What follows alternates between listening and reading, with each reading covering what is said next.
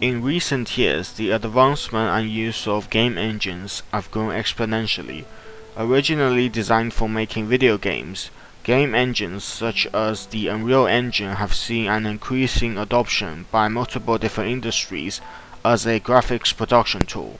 For example, the film production team of the TV series The Mandalorian used Unreal to generate the background environment of their scenes in real time.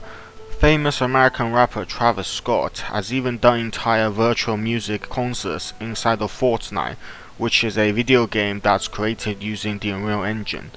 A Beijing-based company called 51 World has created a full digital clone of Shanghai, and they plan to partner with the Shanghai city government to use the model for city development and virtual tours of real estates.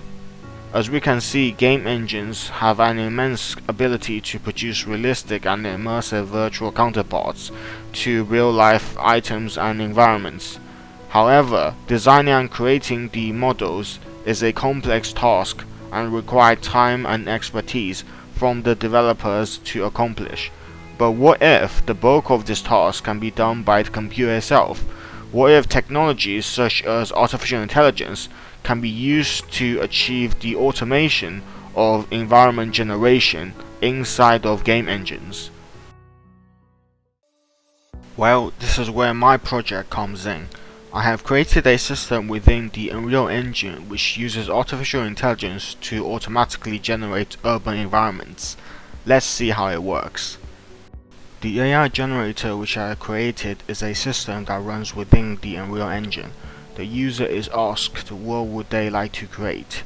For instance, the user can type in "create an urban city" and then click the submit button. The menu system intelligently figures out the meaning of the user input and passes the information onto the level generator. As you can see, the environment is being generated in real time. This AI generator specializes in generating urban environments.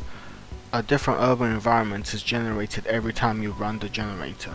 No two generated environments are the same. The buildings on either side of the road are chosen and generated from a set of 10 different possible buildings. This creates a natural variation of buildings.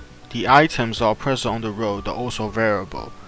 While items such as trees, vegetations, bicycle locks, and lamps are always present throughout the environment, other items may only appear in the environment if the user requests it.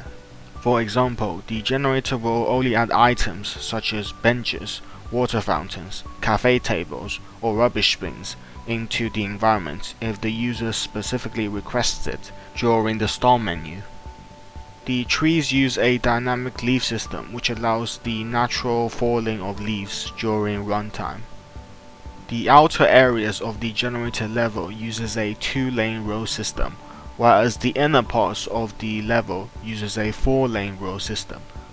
This mimics the widening of roads in town centers.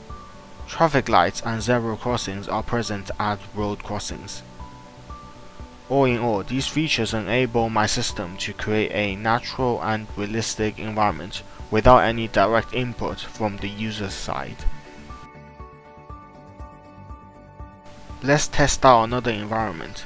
In this case, I'm going to request for an urban environment with benches and bins on the road.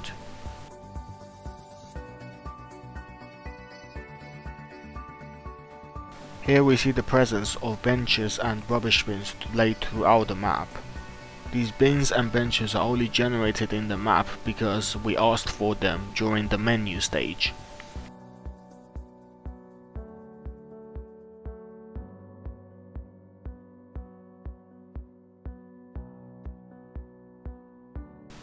For the final showcase, let's put everything together. I'm going to request a urban town with some benches, fountains, outside tables and chairs with umbrellas and rubbish bins.